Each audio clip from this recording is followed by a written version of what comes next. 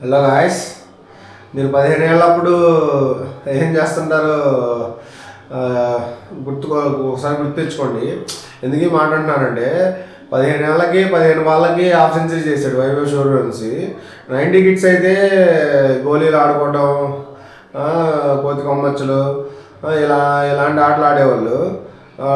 20 kids అయితే ఏమాడారో నాకు తెలియదులే, కానీ వాళ్ళు ఎక్కువ ఫోనే ఎక్కువ చూశారు. 20 కిడ్స్ అయితే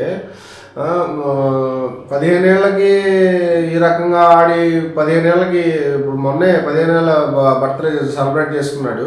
సో 15 బాల్లోనే హాఫ్ సెంచరీ కొడతానని చెప్పి కొట్టాడనమాట. సో ఇలా చూసుకుంటే ఇండియన్ టీంలోకి ఎంట్రీ చేయడం పెద్ద కష్టమేం కాదు, త్వరగా వచ్చేస్తాడు.